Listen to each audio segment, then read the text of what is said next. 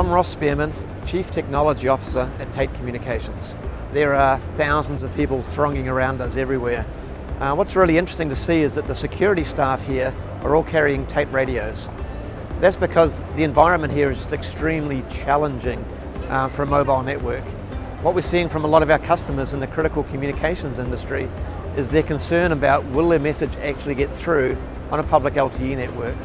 And that's why they still reserve their own spectrum and their own radio networks to make sure that their message will get through.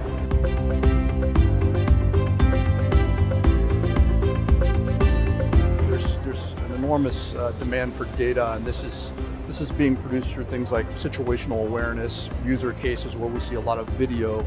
These things are going to be just simply sped up via some of the larger networks that we start rolling out. FirstNet in the US, the Emergency Services Network in the UK, ESN, and SafeNet in Korea.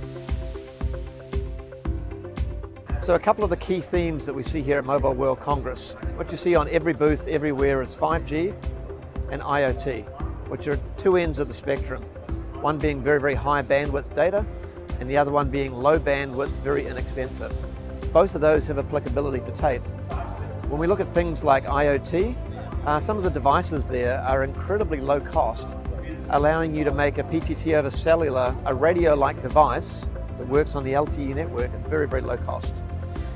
On the other end of the spectrum, 5G, a lot of the focus there is on very, very large bandwidth data.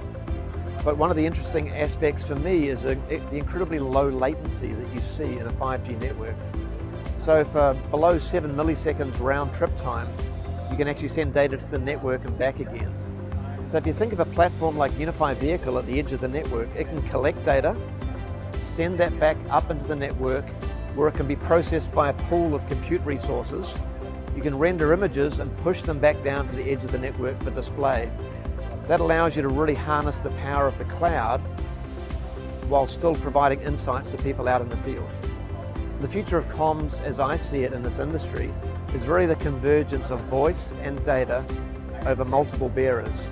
And the real secret sauce for us is to make that happen in a seamless way to the end user. So they don't care what network they're on, it just works.